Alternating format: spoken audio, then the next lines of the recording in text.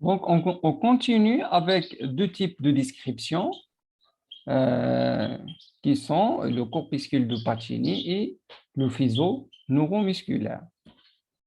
Donc, commençons par le corpuscule de Pacini. On a dit que le corpuscule de Pacini est un...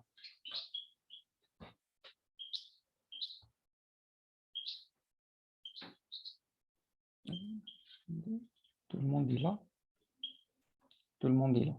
Donc, euh, on a dit que le corpuscule de Pacini est un mécanorécepteur de bas seuil encapsulé de grande taille en bulbe d'oignon qui constitue de nombreuses lamelles conjonctives concentriques entourant une terminaison nerveuse non myélinisée. Donc, c'est la structure.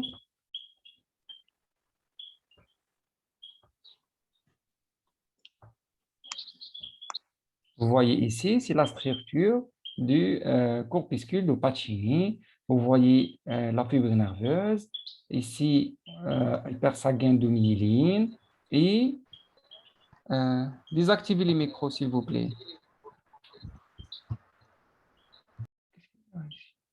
Désactivez les micros.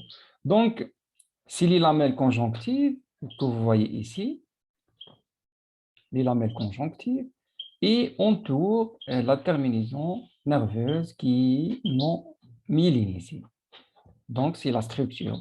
Le champ récepteur, c'est un champ récepteur large, situé dans les couches profondes du derme et qui constitue 15% des récepteurs de la main. On le trouve aussi au niveau des mésentères, des parois, des vaisseaux et les capsules articulaires et également le périoste. Donc, on le trouve également au niveau de d'autres, c'est-à-dire viscères.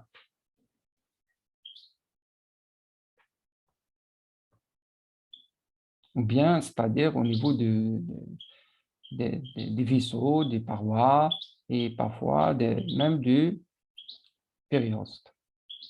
Si vous voyez ici, on a vu la structure et donc,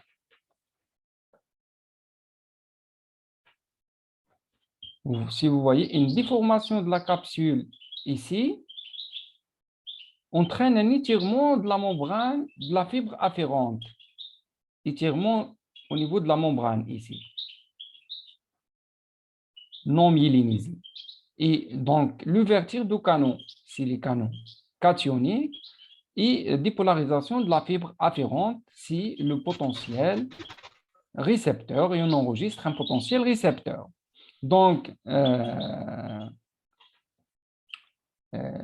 le potentiel récepteur atteint le seuil que vous le voyez ici, atteint le seuil de déclenchement d'un potentiel d'action, on aura un potentiel d'action généré qui se propage au système nerveux central.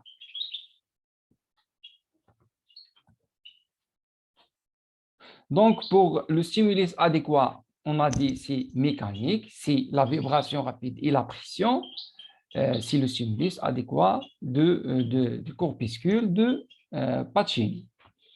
C'est un récepteur de bas seuil. Une simple dépression de la peau suffit pour l'activer. Donc, il a un seuil très bas. Dès qu'on fait une dépression de la peau, on active le corpuscule de Pacini. Et également, c'est un récepteur à adaptation rapide. On trouve des réponses on-off, ce qu'on a parlé tout à l'heure. Donc, le potentiel d'action, on trouve des potentiels d'action à l'application d'impression, silence électrique, même si le stimulus est maintenu, et une réponse off une fois la pression est levée. On a déjà parlé de ça. Vous voyez ici, si il est à adaptation rapide et vous voyez des potentiels d'action au début de la stimulation, pardon, au début de la stimulation et à la fin de la stimulation. Vous voyez ici le corpuscule de Pacini. Si ce caractéristique revient aux lamelles conjonctives, parce que si vous voyez au côté droit ici, c'est un corpuscule de Pacini sans lamelles, puis on le stimule Et quand on le stimule, vous voyez qu'il est devenu à adaptation lente. Donc, après, c'est-à-dire le corpuscule de Pacini, quand il est sans lamelles, si on enlève les lamelles, le corpuscule devient à adaptation lente. Donc, cette adaptation rapide, c'est grâce aux lamelles conjonctives. Donc,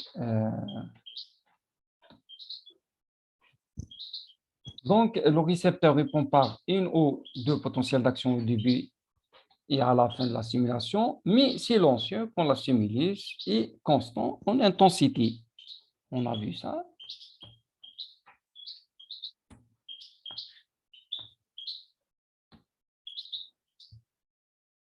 Donc, le fonctionnement physiologique du corpuscule de Pacini. Donc, ça permet la discrimination des textures des surfaces fines et des stimuli mobiles qui produisent des vibrations de haute fréquence entre 250 et 350 Hz de la peau. Donc, c'est la discrimination du texture des surfaces fines et également des stimuli mobiles qui produisent une vibration de haute fréquence, à haute fréquence.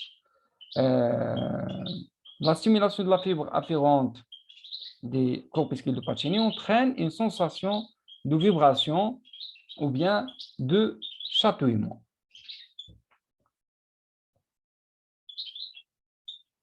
Donc, on passe au fuseau neuromusculaire. Le fuseau neuromusculaire est un propriocepteur de bas seuil également. Il est sensible à l'étirement musculaire et il est à adaptation lente. Il est impliqué dans l'autonisme musculaire et la motricité. On va voir comment intervient dans le tonus et la motricité. Ici, il est très bien différencié et situé dans la partie charnue des muscles striés. Donc, comme vous voyez ici, on a le fuseau neuromusculaire et au niveau de la partie charnue des muscles, à noter que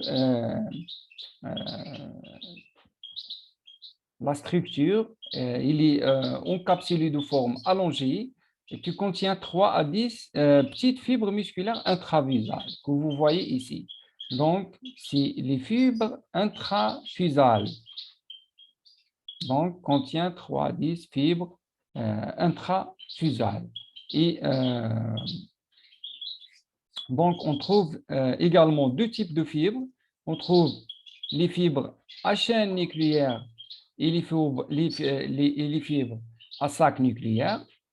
L'appellation due à la disposition des noyaux. À sac nucléaire, les noyaux se disposent au niveau de la partie équatoriale. Par contre, pour les fibres à chaîne nucléaire, les noyaux se disposent tout au long de la fibre. Donc, il y a également les extrémités sont riches en myofilaments contractiles et l'innervation, elle est assurée par des fibres myélinisées primaires et secondaires avec une innervation motrice par le motoneurone gamma. Donc, si on passe à l'innervation sensitive, l'innervation par les fibres 1A, ce sont des fibres myélinisées de gros diamètre. Elles donnent naissance aux terminaisons primaires au niveau des fibres à sac et à chaîne nucléaire. Et les fibres type 2, ou bien les fibres 2, elles sont également myélinisées de plus petits diamètres, mais plus petits. Elles donnent naissance aux terminaisons secondaires presque exclusivement sur les fibres à chaîne nucléaire. Donc, si vous voyez au niveau du schéma, s'il y a ici les fibres 1A qui se terminent sur les fibres à sac nucléaire et les fibres à chaîne nucléaire. Par contre, les fibres sensitives 2 se termine presque exclusivement sur les fibres à chaîne nucléaire, mais parfois également les fibres à sac nucléaire, mais c'est des fibres statiques, ce n'est pas des fibres dynamiques.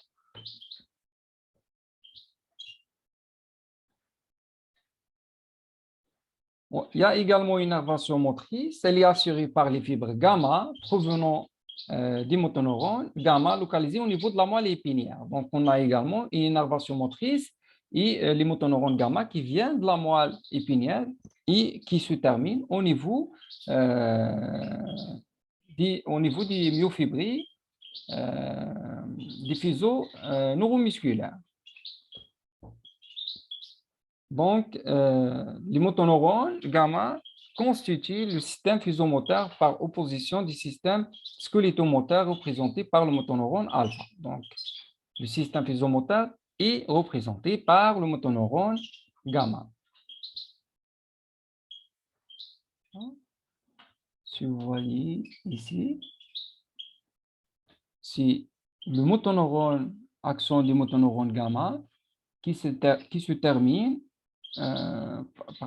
qui se termine au niveau des extrémités, là où il y a les myofilaments contractiles. Vous voyez ici.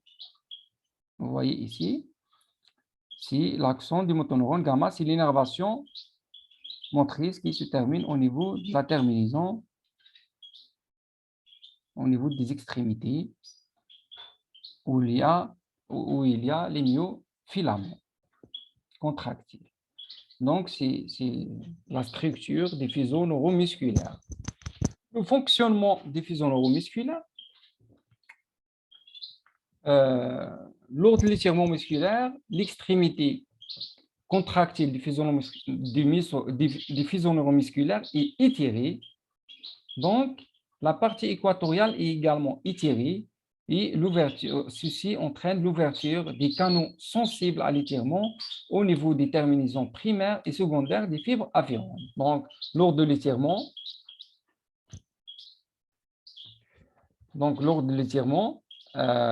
musculaire, le faisceau neuromusculaire également, ou bien les extrémités du faisceau neuromusculaire est étiré. Donc, le partie équatoriale également étirée et entraîne l'ouverture du canal sensible à l'étirement et donc activation des fibres primaires et secondaires afférentes. Donc, il en résulte un courant entrant, ce qui induit une dépolarisation appelée, comme on a dit, le potentiel récepteur. Cet potentiel récepteur également a comme caractéristique une réponse qui est locale et qui est graduable.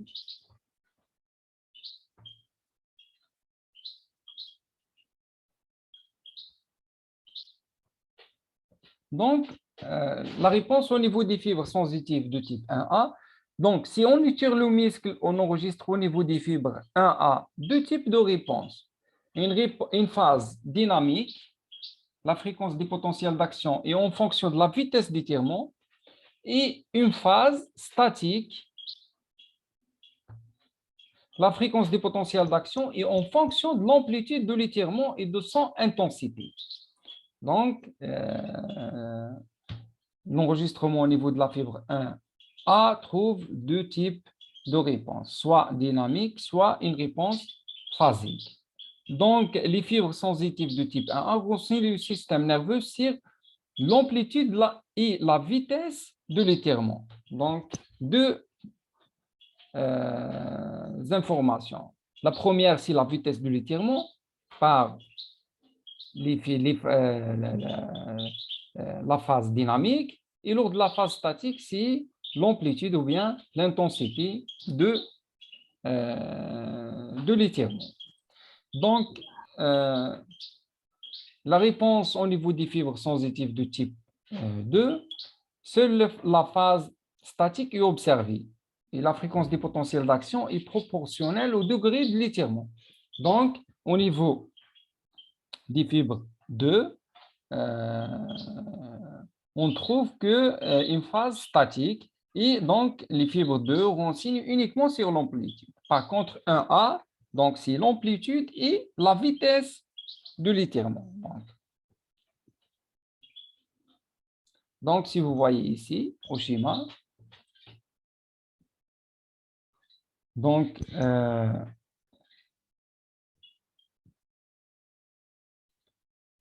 si vous voyez ici, la longueur du muscle, la phase statique, au niveau de la terminaison 1A, si vous voyez ici, on trouve la phase dynamique, c'est-à-dire qui informe sur la vitesse des mouvements, puis une phase statique qui donne une information sur l'amplitude. Par contre, les terminaisons secondaires donnent ou bien déchargent de façon que vous voyez ici, en fonction uniquement de l'intensité ou bien en fonction de l'intensité du stimulus, donc il donne une information uniquement sur l'amplitude. Donc, on parle également du rôle de l'innervation gamma. Donc, je reviens pour faciliter les choses. Donc, l'innervation gamma, elle est là. Donc, l'innervation gamma, c'est l'axone qui se termine au niveau des extrémités, là où il y a les myofilaments contractiles. Donc, lors d'une contraction musculaire volontaire, donc le muscle, quand il est contracté, on a parlé que le fuseau neuromusculaire est sensible à l'étirement. Mais par contre, ici, si la contraction musculaire, lors d'une contraction musculaire volontaire, les motoneurones alpha sont activés, donc les fibres extrafusales musculaires, ou bien le muscle, se contracte. Et le muscle se raccourcit, donc le fuseau neuromusculaire se relâche. Parce que le fuseau, pardon, le fuseau neuromusculaire, il est sensible à l'étirement. Lors d'une contraction musculaire, le muscle se contracte et le fuseau neuromusculaire, en principe, se relâche. Et il devient inefficace pour transmettre des informations sur la longueur du muscle au système nerveux central. Cette situation ne se produit jamais en réalité grâce à l'activation, c'est ça exactement le rôle du motoneurone gamma, c'est ça, c'est la situation. Cette situation ne se produit ou bien ne se produira jamais grâce à l'innervation gamma. Comment ça? Donc, il est mis en évidence que les stimulations des fibres gamma, des fuseaux neuromusculaires, et on enregistre l'activité, au niveau des fibres 1A et 2. Donc, la stimulation du motoneurone alpha seul entraîne une contraction musculaire de relâchement du fuseau, on a parlé de ça. La fibre 1A diminue sa décharge, automatiquement diminue sa décharge, comme vous voyez ici au niveau du schéma 1A. Si vous voyez ici, si le muscle se contracte, si vous voyez ici, le fuseau neuromusculaire et c'est-à-dire diminue de sa décharge. Il y a également relâchement donc des fuseaux neuromusculaires. Avec une stimulation alpha et gamma simultanée, la fibre 1A constitue à émettre un signal même lorsque le muscle est contracté. Les parties extrêmes des cellules musculaires intrafusales se contractant pour maintenir un certain étirement de celle-ci. Donc, le motoneurone gamma permet que la décharge de la fibre 1A soit maintenue même pendant une contraction musculaire et donc maintenir la stabilité, la sensibilité plutôt des fibres 1A aux variations de longueur des fuseaux neuromusculaires. Donc, je répète, si vous voyez ici, lors d'une contraction, vous voyez ici, il y aura un relâchement des fuseaux neuromusculaires. Mais grâce à l'innervation gamma, qui vient vers les myofibrilles, les filaments intrafusales, donc on trouve, ou bien ça entraîne une contraction, ou bien, c'est-à-dire contraction des fibres musculaires intrafusales, et entraîne d'émettre le faisceau neuromusculaire ou bien sur contraction. Donc, c'est l'intérêt de la boucle de l'innervation gamma plutôt. Donc, si vous voyez ici, donc, les fibres 1A continuent à donner des informations au système nerveux central, même en contraction musculaire. Donc, il faut insister sur le rôle de l'innervation gamma. Donc, que vous voyez ici, donc on revient au schéma. Donc, que vous voyez ici, c'est l'action du motoneurone gamma. Donc, il a un intérêt par